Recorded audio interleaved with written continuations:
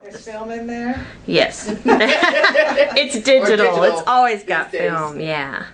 Okay, I'll start with saying I'm Pam Moore, Ward, and my father was a resident of Pasadena. This is my cousin Robin Ross. Excellent. And we're going to talk today about the Moore family, and what I wanted to say first was if you spread out a map of the City Hall records of Pasadena in 1910, you'll see Modena Place Track, which is a subdivision of East Pasadena, which is actually where Pasadena City College is now, where the library is now, actually. And where Shatford Library is? Yes. Yes. Exactly. And that's the tract of land that our family owned. And in 1910, before Pasadena was actually a city, the street there, which was changed to Sierra Bonita, was called Modena. And our theory, our family lore, was that it was a blend of Moore and Pasadena, and thus the name Modena. Oh. And so our family came out here as educators and landowners instead of servants, and so I wanted to talk about that. James Seymour was born in 1860, and he died in 1919. Supposedly came out in Pasadena in 1903. Moved the family out there. Yeah, they moved the family out here because he was still teaching at a school in Tennessee. And so the family moved out here when they were basically teenagers at that time. And so mother Molly, or his wife Molly Moore, was part of keeping the family together, but he was back and forth teaching. And he actually wanted his teaching to be better and everything, because he had written a letter to now that I have to edit this one out. You have to remember, huh? Sorry. That's okay. I remember him writing a letter to one of his kids. Yeah, but that's not we found a letter to no, it's not him. Sorry, that's my grandmother's side. Sorry. Okay. But I know that Grandpa Moore had a letter to his kid that was out here, which was Aunt Zephyr, and just to let you know what James Moore looked like. This is him, and close up of that. this is probably when he was in his very sophisticated looking 30s. Wow. And because he only died, he was only in his 50s when he died. He was only in his 50s. That's right. And his family was quite extraordinary because Zephyr, I think, was that the first daughter or second? She's the second, third daughter down. Zephyr. Actually, she became one of the first black women lawyers in Pasadena. Oh, wow. In the state of California. Oh, Yes. wow. Yeah, there's actually another woman that claims that, but But she's wrong. She's wrong. they couldn't produce any proof, and Aunt Zephyr actually has her. I went online and contacted the California State Bar, and she was the only person that was practicing, and they actually give out something called the Zephyr Award. I think Judge Maybelline got one, and we should be there because they don't even know that our family is part of that. Wow, that's really cool. I think that was 19. Oh, I have her. Oh my her goodness. Card of when she became. What a great name too! I like that. Zephyr. That's a great name. There are all kind of great names. Robin, what were the names? We have the family names. Okay, we have Elizabeth. Okay. I think Elizabeth is the oldest, and then Zephyr and Ruth. There you go. And I think they're on there. Yeah. There was Ruth, and Aunt Hardina was the youngest of them all. And then they had us. Wow. And then my grandfather is our grandfather. His name was James, and he was named after. So he was Junior. And then her father, James Moore the Third, and then Pam's brother is James the Fourth. Wow. And his son is James the Fifth. Is he really? Wow. Oh my gosh. Wow. Yeah, so there's 5 generations. It's actually, when you think about it, it was 6 generations, because we did find out that James Moore the First's mother came out here, but not to Pasadena, Los Angeles. But Pasadena wasn't Pasadena. Yeah. It was all just Yeah. Los Angeles County, I guess. So, yeah, he came out here first. And let's see, what else have we had here? The Moore House. Oh, that's right. There used to be the Moore House in Pasadena, and there used to be a Moore Parade in Pasadena, and the house was considered a historical landmark, and it was one of the longest records of continuous family ownership among blacks in Pasadena. Wow. The home was destroyed to extend Pasadena City College when the Shafford Library stands now. Was that a real estate deal, or was that like an eminent domain thing? Well, that's something that we're still trying to. Yeah, Wow. we think it might have been an eminent domain thing, because I remember Uncle Paul telling us that it was kind of a shoddy deal, and that they got supposedly free Rose Bowl tickets or something for every year. It was the craziest, you know what I mean? When you think about it, it's like, here's a walnut for your property. Yeah. Yes. Absolutely. Yeah, but yeah, back in those days it was crazy. But Professor Moore, as my grandfather was called around Pasadena, actually gave talks all around the nation, and he started what was called Livingston College in Salisbury, North Carolina. And we actually have journals of him that had he actually kept a journal for 20 years. Wow. Of course it stopped just when he got here, but then he died soon after here, since he died in 1919 and got here in 1903, so it wasn't really a long time. And our grandfather, James Moore the Second, Junior, he actually was, primed to go to USC. Everybody went to college, which is also unique. Yes. All of the, 8 children, all went to college. They all had reputable careers. Wow. One of them, like the head caterer, Aunt Libby, they run Consolidated Catering, and they cater to the mayor. They cater to the Japanese who were interned at Santa Anita. Oh my goodness. And served them. And I remember the family history is that Hardin, Libby said that they served them all with dignity and respect. What were you going to say? Wow. She also had the catering business at the Hollywood Bowl. Oh, that's right. Wow. That's right. So they. Oh my goodness. They kind of started before Patina got in there. Yeah. Oh yeah, they were But pre-Patina. but we're talking that's like in the 40s and 50s when the bowl was, Yeah. And tell them about thing. the orange juice, the lemonade recipe. Oh, The famous recipe that still exists. Oh. The famous punch. one of the daughters of our great grandfather, she had an orange grove of different kinds of oranges, and they would take all that and juice it and freeze it with lots of sugar, and then that was like your frozen orange juice. Oh wow. And then they'd mix it with 7-Up or whatever it was at the time, and that was served as it was so good. In fact, I had it at my wedding. Oh, it sounds and delicious. it took like 2 weeks to put it all together, Wow. in the deep freezer and mixing it every day. And she shows you. I mean, she showed me how to do that, and in fact, I got the oranges from her place. Wow. And, So is there a tradition of a lot of recipes and good food? Oh, and, yes, in your family? My Aunt Ruth, and Aunt Libby was the one that had the catering business, but Aunt Ruth was cooking too. And she used to come and take care of his kids, because my mother passed when I was young, in 1962. Yeah, she was 26. And, Oh my goodness. And she's, being her father's sister. And so, a lot of the family members came and kind of covered and took care of us. And, but I remember her fixing bananas something in this incredible sweet sauce and spoon bread. And I mean, she cooked when we come home from school, and because my parents were working, my stepmother, my dad did remarry. My stepmother was a nurse, and, she was working, and my dad worked.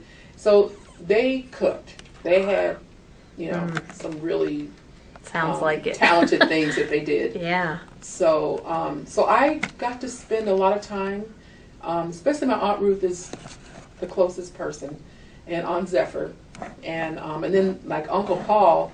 A lot of people say that my youngest son looks a lot like him, and kind of the same kind of philosophy. He was a professor at West Virginia State. Wow. That's right. Paul, born in Knoxville, Yeah. Tennessee, received his schooling in Pasadena, completed high school in Washington, D.C., graduated from USC, went to Wow. University of Chicago. In fact, he had published several books there, which he was forced to change his name so that the higher ups could, you know, have their books on it. I mean, wow. things were crazy. But he taught at Virginia State College in 1926.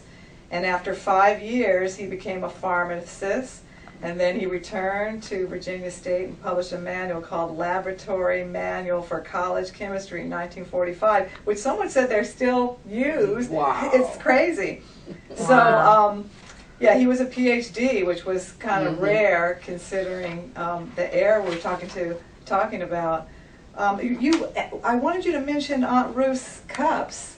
Oh, the teacups. She was a collector of demi-tasse cups, and people would send. You know, they knew about her because she knew people from all over the world, and she had them sent to her. And I remember the last thing, we got to find pictures of this, was Aunt Libby catering at a house off of Arroyo, at a big house, and she had even Ebony magazine came in and did a story on her, and she had all her collection, and then you know, of course, the catering of Aunt Libby, and that was a big thing of hers that she collected. Right. You know, the cups. They would come to her house after the Rose Bowl, the mayor, and there'd be a stuffed pig with an apple in his mouth and cranberries around the neck. Goodness. Because they were like the big, you know, caterers. Wow. And I know we mentioned Zephyr Moore, the first black lawyer to practice law in California. Well, the first black lawyer, and she happened to be a woman lawyer. as well. Yeah, Was black that woman were lawyer. there black attorneys that were men before that? Do you know? There probably were. Yeah, But, she was I the mean, first black woman. That's double distinguishing. Yes, you know? exactly. Wow. And her husband was an attorney. They actually, some of the families, when we did this research project before, said they remember the Ramsey and Ramsey sign. Wow. And it was located on 923 Fair Oaks Avenue in Pasadena. She was also the owner of a realtor company, and the family was really involved in real estate. You guys, busy. That family was busy, industrious, busy. and very, very distinguished. She graduated from Howard and Oh my goodness. later worked in Washington, D.C. for the government. Wow. She was a member of the Blackstone Club, affiliated with Women's Political Club. And in the 1913 Crisis magazine, Howard University chapter awarded Miss Zephyr Moore of her junior class as honorable mention for her essay, What Should Be the Purpose of College Chapters of the NAACP. Wow. And that's 1913. Wow. Yeah. That's There was amazing. also a Very big. death in the family with One of the Titus brothers. Moore. Yeah. Do you know anything about that story? Well, there's kinda- been all kinds of stuff, but there is it was a newspaper article. Wish I can find that right now. I only have the But- death certificate. Okay, because there was an article that was written like an obituary about his death, that he's supposed to have Fallen out of a balcony or something at school, at college. But what college, I have to get more information about. But yeah, he was the one that we never met him. Yeah. He was like only like in his early 20s or maybe even teenager. Oh, Yeah, I wow. think I think he died at 19 and acute respiratory distress. So there might be even more. Oh no, than- that's not than him. being- That's my oh. dad's. Oh. I'm like, what? That's not him. But Maybe anyway, at the the story goes is that he was a college student, and it was not, and it wasn't a black college, and supposedly he was thrown out of the window by his roommates. And it's Oh my funny because I goodness. remember going to Rosedale. Rosedale is like one of the oldest black cemeteries one of In the LA. oldest cemeteries, Mhm. the oldest crematory in LA. And the Moore has a family plot there. And so you can go there and you see all our family names from way back to the 1913s. Oh, here we go. The family. Oh, there it is. Yeah, let's see the blood splattered Yeah. on it. No. That's where my cartridge went crazy. Well, it says something from the window. Mm-hmm. Yep. Wow. Have fallen from a second-story window. Oh my goodness. And I think that sort of upset James Moore Sr. because he was the youngest. Uh-huh. And he had a lot of plans for this young baby boy Mhm. son. He had all these girls. When he passed, though, I heard that Grandpa quit school at USC so that Paul could finish. And that's why Paul was such a good student. So our grandfather became the head of the household. But also our grandmother, Molly, she has an interesting story that you told us about getting deeded land and throwing it in the fireplace. Do you know that? No, I don't remember that. Okay, I had heard, I don't know if it was from you, but I had heard that she was I heard she awarded was- a lot of property and said she didn't want certain things. But anyway. Well, I know I only heard a story that she wanted to get a divorce. Oh, okay. Because her husband was out of town too much. In fact, she had, apparently she had Aunt Hardine with her, which is the youngest. But she had to be, 10 or 11 years old at the time. Oh my So, goodness. But that's something to... Just to Find out show more. a crazy, it's exceptional that we have these, here's a diary of James C. Moore, and this Oh, is wow. dated Thursday, January 1st, 1885. Oh. Wow, that's amazing. I know, don't get too close. I'm back out again.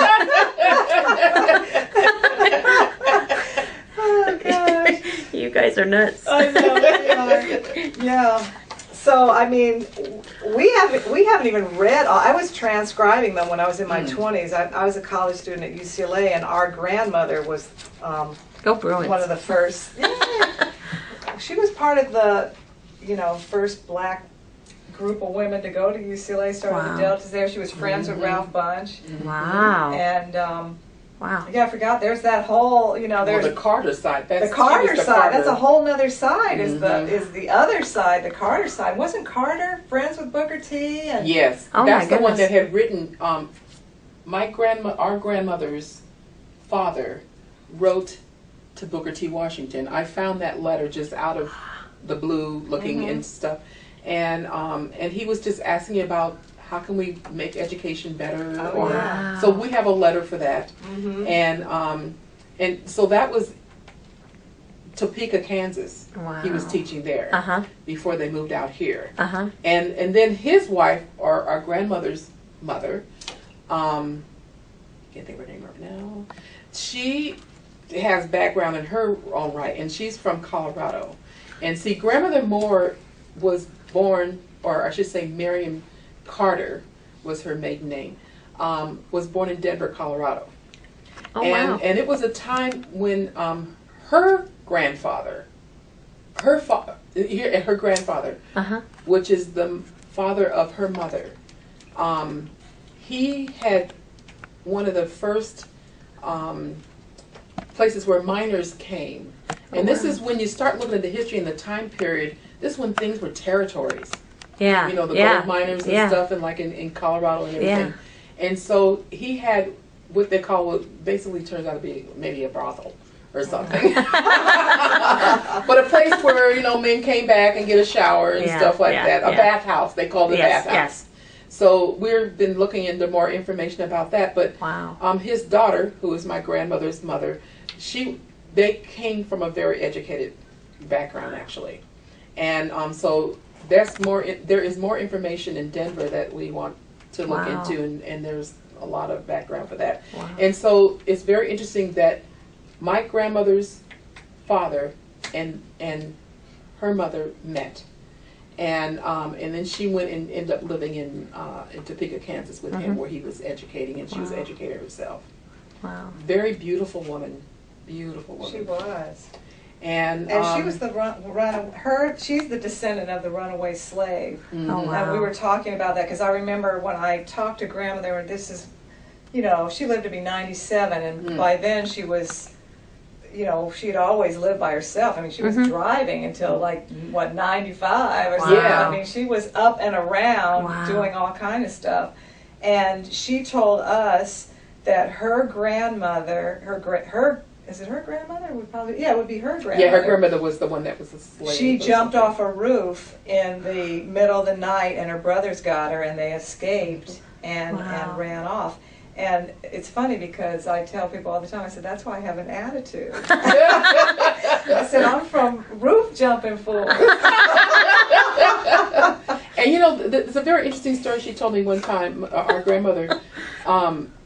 She was coming to California from Topeka. That's right. And at the time, and she had her initials on her suitcase.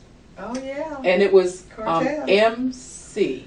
Mm-hmm. Because she was still Miriam Carter before she met grandfather Moore. And she was not going to sit in the back of the train or whatever they had the blacks to sit. And she did look very mulatto.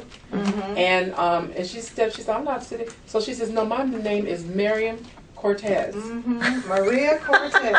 And that's how she was going to sit, where she's going to sit that long ride to California. Excellent. So I must say, she gave us a lot of insight in her pioneerism. That's right. I would say Exactly. she gave me a lot of you can do this, because she really supported us in whatever we were doing. And I'm a musician. I play professionally viola. In fact, excellent. wanted to bring the viola here today. You Oh, can edit that. I know. Should We have can edit played. that in. Yeah. So that she was very supportive of my music, because actually Aunt Libby went to Juilliard. Oh, wow. Oh, yeah. We had to back that. That's right. Because That's right. And it turns out that my stepmother's aunt, they were at school at the same time. Oh, wow. And it was very rare to have blacks at Juilliard. And she was taking lessons in piano. Oh, wow. She was a piano major. And so they all moved back to LA after that. But she, so there's music all through the family. And actually, my grandmother's sister, who I'm actually named after because my birthday's the same day as her sister, her husband was Leon Renee, and his brother Otis. Maybe I should say the opposite way, but they wrote a tune, When the Swallows Come Back to Capistrano. Oh, wow. And they did a lot of writing for the They had their own Planters. record label. wow. Yeah, the Renee brothers had their own record label. Goodness In fact, me. our cousins recently, dealt with the legal stuff, and they're getting residuals from that Oh, now. I'm so glad to hear that. Yeah. Wow. Yes. That's good. So there's been music, and their sons, who were a bit older than us, but they,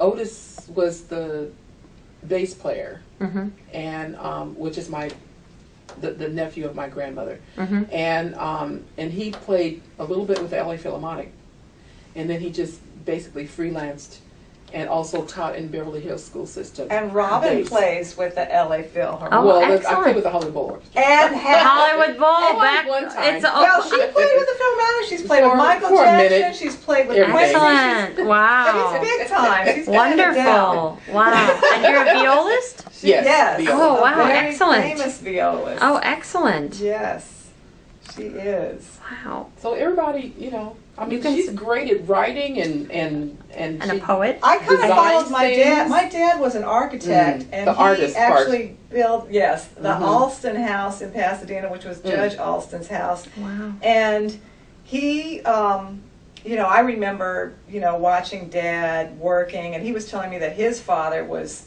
kind of into the carpentry, but my dad liked math, and he took the tests and realized, okay, how do you mix art and math, and architecture came up.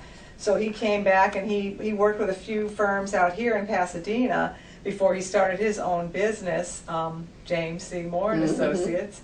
And I remember trying to be an architect, but it was not enough color in there for me. So I became a graphic designer, Oh, wow. and I had my business for Yeah. 35 years, well, still going on. Mm-hmm. And so, you know, my daughters end up going, one's into fashion, one's a painter and an educator, the education Mhm, part. My mhm. sister's an educator, she's been a teacher for like 30-something Yeah. years. So, Wow.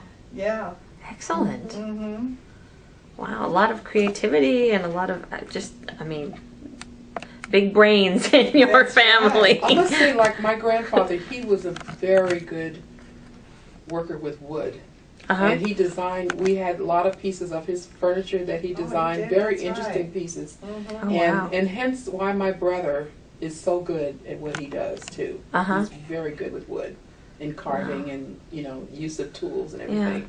So kind of the gene kind of comes through. Yeah. Yeah. It's funny Yeah. because my grandmother, Mom and I were talking about fashion and clothes No. and Oh. all that. My grandmother's really into that. This is L.A. High's Oh, graduation cool. journal from Oh, wow. 1921. Oh my And goodness. it's her scrapbook. She has all these Oh, wow. articles inside, her Oh, report yeah. card, what the team's got, her invitations Oh, and things. lovely. I tried to scan most of this stuff so it won't be, lost. Yeah. But, she even had pieces of the dress that she wore and Uh-huh. what the fabric was like. Oh wow. And that's her cool. friends, Oh, pictures. There's Bruce Beach, which was a black beach that where only blacks could go. It had, she's there in her old bathing suit. So there's a lot of even though it extends in Pasadena, extends beyond to Los Angeles. I think she was. Oh look, she's saying go UCLA. She had her eye on UCLA back then. But yeah, her little sweater clothes, or what do you Yeah. call these things? I don't know. sweater holders or Uh-huh. Yeah. keep the sweaters. Dad's little. This is before you had a Oh, calculator. the slide rule. The Yeah. slide rule. Excellent. It's amazing. Yeah. So there's quite a bit of lore in In your Pasadena. family, yeah. There was one thing we were trying to figure out how Pasadena changed the name, like from Modena to Sierra Yeah. Leone. That's something I need to research because I have the city directory and it says that James Seymour lived on 174 South Modena, but I don't know. And this is from the 1909 to 1910 Pasadena directory, but it just doesn't say when that street name changed. Yeah. I guess that's something we could find out. You through- could. I mean, we have the Pasadena historic directories on microfilm here, Oh, and that's a okay. thing. The library does research for people. Oh, If you have a okay. question related to a Pasadena That would subject, be or you live in Pasadena and have a question, so That would be great. we can always look into that. That was a letter Grandpa wrote to Aunt Zephyr when they were living in Pasadena. It's funny because your orange recipe, that part of the reason why is that those were when they moved there. It was all orange. Oh, groves. yeah, That's why yeah. they called it That's that. what it was over here. Well, and Yeah, that's what it's all- Pasadena. I mean, it was like, nah, we've got oranges and roses in January. That's right. Now, another thing they also had, they had chickens. They had They chickens. Oh, yeah? had a chicken farm in where Wow. that PCC area is Wow! now. Yeah. Wow! It's funny because Grandpa Moore, Principal Moore as he was in these photos, he knew people like Andrew Carnegie, and one of his Wow. school buildings was called the Jennifer. It says our Carnegie Library, Wow. which they named after him. And they have all. It was more Yeah. like. In those days, blacks could get an education that had to revolve around doing domestic work, so they would have, carpentry classes, Yeah. sewing, domestic, Like vocational trade kind of stuff. But yeah. but in his school, they always snuck in a lot of, actual academics. Oh, that's nice. Yeah, I mean that's the only mean- way that people really got ahead is Yeah. that they had to be sort of done on the down low, Uh-huh. and people were really educated. They had spirited conversations about politics. Oh, wow. Grandpa Moore talked a lot about the political scene that was going on, back in the early not the 20s because it was more like the late 1800s since he died in 1919. So this is like this is just after slavery. That he was doing this, and it's funny because you look at these pictures and they look so so dignified, Mm-hmm. you know. And we talked about that because when we would go see the Moore family, girl, we had to be ready. Dressed. Oh, I guess so. I guess so, yeah. You don't show up to the Moore family No. without looking the part. No. Or even going, you know, with grandmother downtown or something like here in Pasadena when they still had the cable cars and stuff. And she would take me down there, and she says, "Oh, you can't go like that." Like No. my mother made, we had to change our clothes. Oh. Wow, yeah. You know, Oh. and we're talking about even having gloves Yeah. Yes. and the hat And the hat, everything. yeah. But I didn't have to wear a hat. But it was just like, wow, you can't go down there looking like that. And So you shop had to at have a Bullock's dress. Wilshire. Oh, Oh, my yeah. goodness. And And- eye And the magnums. bullets down that was well before I think it was on Lake, but there was something else that was on Colorado. I can't remember. Yeah, the department store that we went to and shop, and she would always take me out maybe for my birthday or something like that. But oh wow! And then there was Hardina, the daughter of Elizabeth, because not too many of the Moore siblings, the daughters and sons of James C. Moore Sr. Had children. I don't did But- any of them. Oh yeah, Well, Marcella, well, Libby. Libby, She the did. one that was the caterer. Yeah. She had one daughter, Marcella, Marcella. and she was really something. She was, you'd go to, I think I played at something, and she had her hat, and on Hardin was the same way. They always came dressed. Hat. She had a mink coat. Oh, She's yes. like the only woman I knew, Well, a yeah. black woman, Okay. that had a mink coat way Okay. back in the day. It was and nothing. I was like, whoa. You know, that's the that way was they were. That was nothing. Wow. But I think they lived in Chicago Oh, a lot. Okay. And I think the fashion there and just how Yes. you were always stepped up. Yeah. As compared, California could have been a little bit more Casual. leisure, but when they had either their little meetings, and they played they cards. played cards. They The- always had their card meetings. Oh yes, the women always got together, and they came dressed. They came. They weren't in dressed. jeans and t-shirts playing cards. They came to have a good time, Had and their little tea sandwiches. Yeah. it was a serious thing. Wow. That's right. Wow. I mean, we wouldn't have any of this if our Uncle Paul, well, Robin too. Robin did a lot of research at the Mormon church. Oh yeah. Oh yeah. They have And was the. able to get, great stuff. But I think the most valuable thing I have That is that my grandfather sketched a family tree back in the Oh, let me 1800s. get in on that. And so not only can we take it back, we're talking about Pasadena and 1885, but we can go back to Jeremiah and Elizabeth. This Wow. is actually 8 generations because Wow. we have James Moore Sr.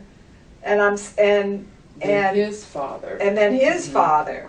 So Jeremiah is the first James Moore. It was actually Jeremiah was the name, and then it was switched to James. But Mary Jane, there was is his sister. yeah. So the James Moore that we know, our great great grandfather, he's actually the second one. The first one, James Moore, was born in 1860. Wow. And James Moore was born in 1860, and That's a- our grandfather was born in 1960. I mean, Oh, wow. the other James Moore, and then Yeah. Wait. Okay, no, Okay. he was You born were in born in 1860. I was born in 1960? 1960. He was born. Okay, this is our great grandfather was born in 1860 because I remember that it was 5 years before the Proclamation Emancipation. Yeah. Because Oh, yeah. Molly was born in 1865. So this is great grandfather. That's great And grandfather. so that's his, right. And that's his sister, Mary Jane. That's right. Which Which I is have that woman, cousins. right? That's Yes. that picture. Yes. That, That's No, that's his mother. That's his mother. Yeah. This is his sister. oh, that's right.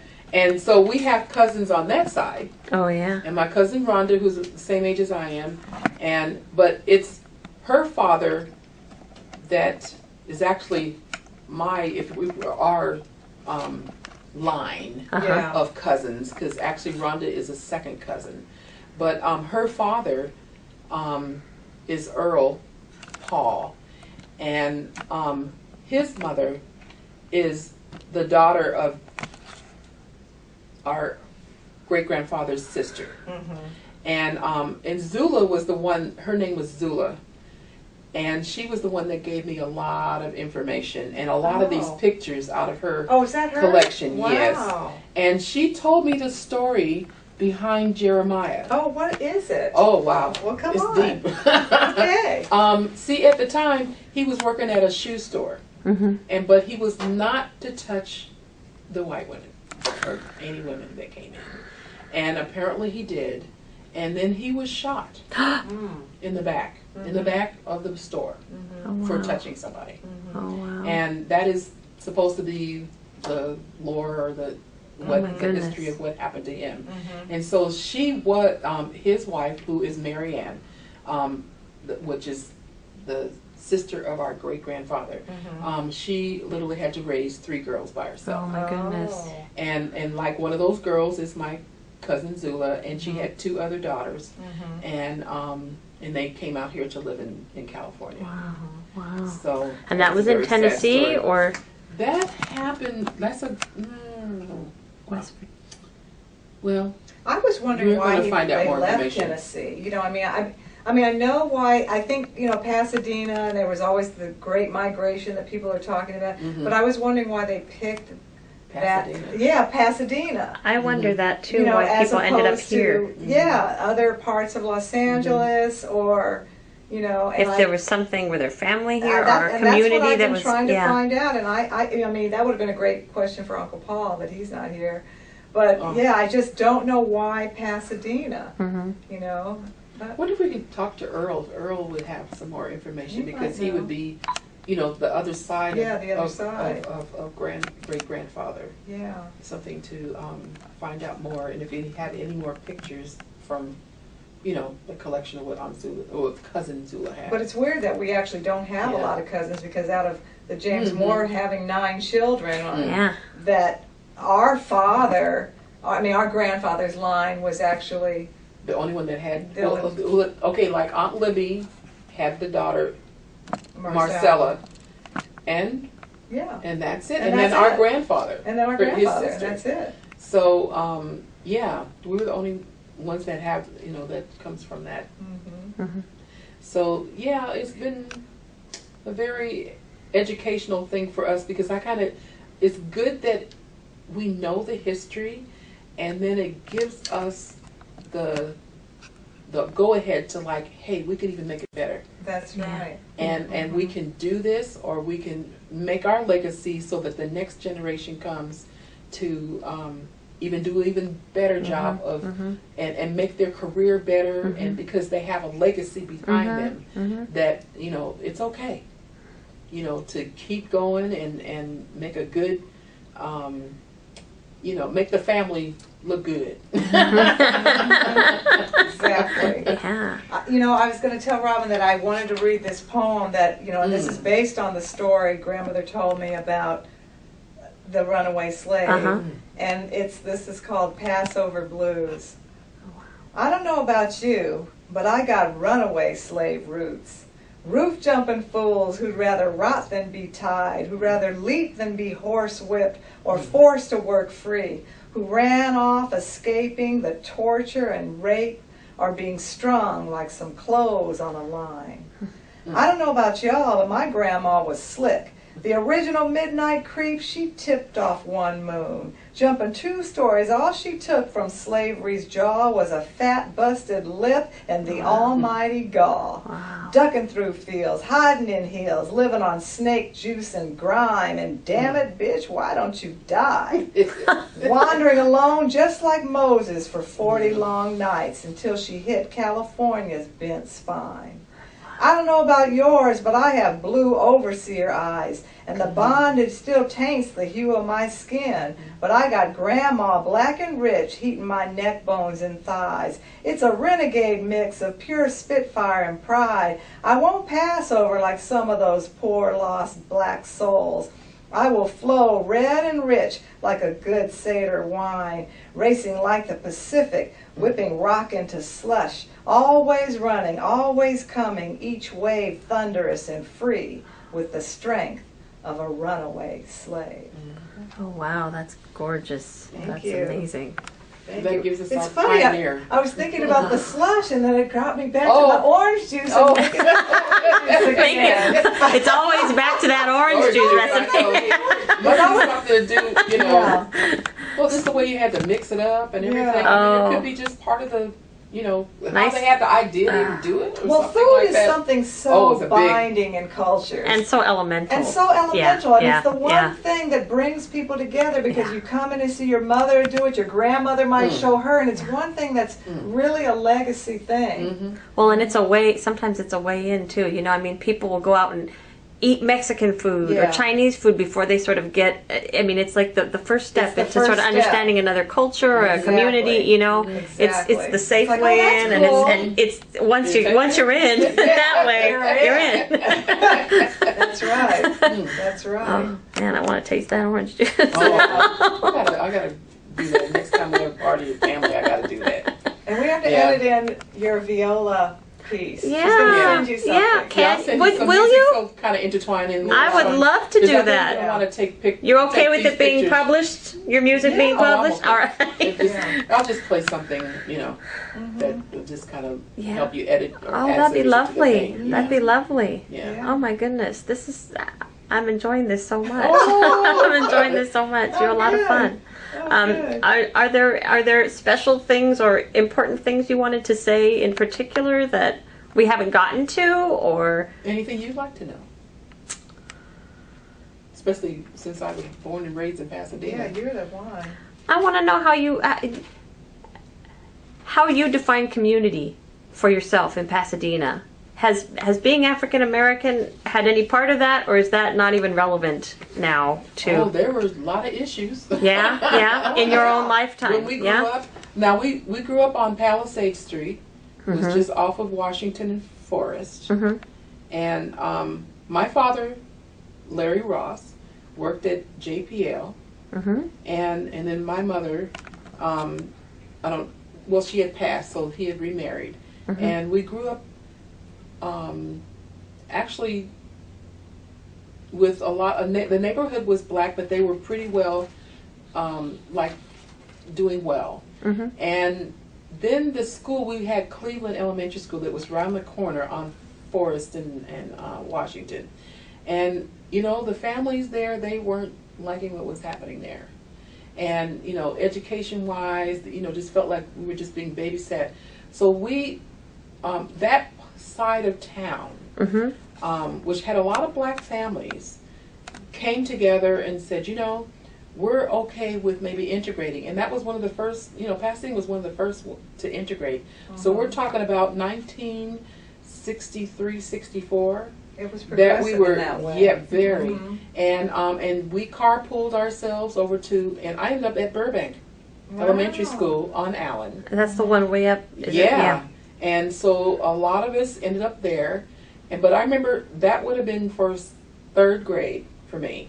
How was And- that? Was that? It was scary at first because it was, you know, all white school Yeah. and everything. And so I remember a little girl telling me, you know, called me a name, and that scared me. But, you know, we just had to move through it and progress through it, and actually it turned out to be a good experience because it gave me the experience to, I don't think I would have gotten the experience to even become a musician. You know, they had opening to play violin, and so you took group lessons there. And then there was a lot of, opportunity. I was in the Girl Scouts, and to be in some of the homes of, you know, you learned how to be, you know, a good person around other people and see how people lived even if it's wealthier or just the community. And I think there was more, the opportunities opened up. And we mixed a lot of things, because there was some, you know, some Latin children that were bussed into. And I think, I don't think I would have the life I have now if I didn't have those opportunities. And then at the end of being at Burbank, that would have been 6th grade at the time, because they went up to 6th grade. I was in orchestra, I was in everything I could get into, elementary. In fact, the girl that I sat next to in the elementary honor orchestra, I was playing violin at the time, Michelle Kikuchi. Her father was an associate with your dad, an architect. Yeah. I say Kikuchi, that Yeah, sounded familiar. that's her father. Wow. And so it was like interesting. We Wow. became instant friends, sitting together, laughing and crazy. And to this day, we're still professional musicians. Oh, wow. I see her in LA Opera Uh-huh. and everything. So so I think the community, when I was growing up, we were given a lot of opportunities. And then I ended up at Marshall for junior high and McKinley first, and then a lot of us ended up at Marshall for the second year of junior high. And then from then, there were a lot of opportunities because being in that area, the teacher that I ended up getting, she knew where to like give you more opportunities in the orchestras, and you know, that was good to have those things so that people, so you learn more about your instrument, or you learn more about what the career could be, you know, or choose. She's not your- saying any of this, but she was a child protege. I remember going to her recitals when she was like 12, and she was, you know, way leaps and bounds, you know, beyond anyone that we'd ever seen. Wow. And I remember she, you know, she's just a couple of years older than me, but she set the bar even for me. Oh, And I remember being like really impressed with my, you know, my cousin Robin, who was like this star, and performed at a young age in front of people. I mean, I read poetry now and I perform. The only thing I wanted to add was that my father as an architect, you know, I saw his career grow, and I saw him running his own business. I think that was instrumental in teaching me how to run a business, knowing it's a risk, knowing if you save and work hard and go without certain things, you can do it. And I did that, you know, and raised my kids. But I remember my dad, you know, he dates a woman from Watts, and Pasadena is a little different from Watts. And so my grandmother actually had someone picked out for my dad to marry from one of her social clubs. And my grandmother came down and said to my mom, you know, you're not up to this, the person that we had in mind, actually, and you're just a little plaything. You know, and I don't know, 40, 50 years later, my mother ended up taking really good care of grandmother up until the day she died, so it was actually the best thing that ever happened. But my dad ended up, his last building that he designed was the Watts Library. Oh, wow. And it's like a beautiful building. Oh, and wow. And I remember he was sick, he was not well, and I remember the last thing he did was take me down to Watts, I want to see that building, and we took him around, and then he goes, let me go around one more time. Oh. And we took Dad around one more time. Oh, my goodness. And here, you know, he was the son of Pasadena, but also very respected man in Watts, and I have a piece about Watts, and people from all over knew my father, this Pasadena, you know, grown architect, and you know, so you know, I just wanted to share that. And he also designed other buildings. Like he was part of the whole, like, renovating the Watts. Gene Kelly's house. Yes. Oh my goodness. Westminster office. What do we have here? The Alston residence, Gorman Townhomes. We're even talking about even out of the KG country Architects. too. Oh yeah, he did stuff in Mexico. Oh, and, wow.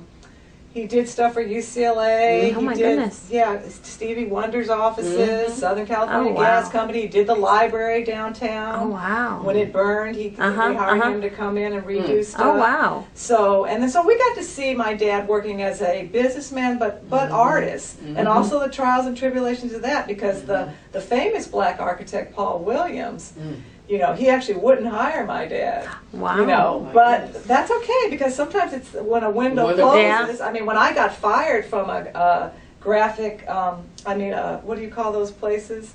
An ad agency. And I cried my eyes out. And I remember telling my dad, and he goes, I got fired before, and I remember being shocked. He said, that's the best thing that'll ever happen to you. And I didn't think it at the time, but what he was basically saying is that it builds your character if you fail and then rise. Mm-hmm. Because you know where that is, and then you just come back up here and you learn how to tread water. That's right. And I think that that's what the Moore family did. People wore a lot of hats. You had people that were in music, like Libby, but then they had a catering business. Somebody that was a first attorney, but also did real estate.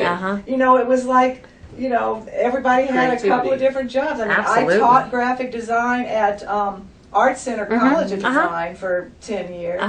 And I couldn't get into Art Center. My parents couldn't afford it. Oh my goodness. And so I remember being at my reunion and people were passing out business cards. I passed out mine.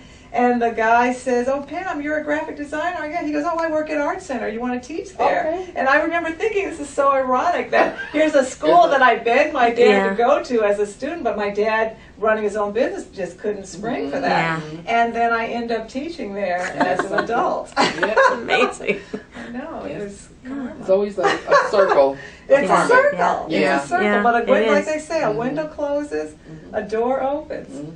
Excellent. Yeah. Excellent. So we'll give you one of these, which is a postcard of the Moore family. Oh, yes, please. That And, I can you know, really scan in and Yes. publish it in. Yes. And put it in. But we Excellent. really appreciate this. Thank you. I'm happy to do this. Thank I'm you. so happy that you're doing this. Oh, well, thank you. I'm going to start editing it, but if you want to put in a piece of music, I would. I will. Yes, I'll start please. doing This that. will be the best one because it will Okay. have actually some music in it, Yeah. and Oh, yeah. obviously some beautiful music. It already has beautiful See, we poetry. have the graphics and the music. Wait, There you go. we got it. That's right. That's right. Kind of like the legacy of putting all the whole family there. That's right. It's all And coming we keep together. saying we're going to do something Oh, I together. know. Maybe we'll finally do it when we see it. In the video. Yeah, you Well, this will be the should. beginning. Yeah. Because we it'll be really good. would, it would be something to like do a history of I some know. parts of it. It You could all be like should. series. Yeah. I know. Series, 5 series. Well, and you of every got- aspect of the family. You got stories and stuff Oh, I more. know. You've We got can more start than an going hour's on. worth. So. And then you do the violin. You know, I had a friend of mine that yeah. All right. Well, I guess that's all I've Is got. that Unless good? you have, Did you yeah, bill it's an great. hour?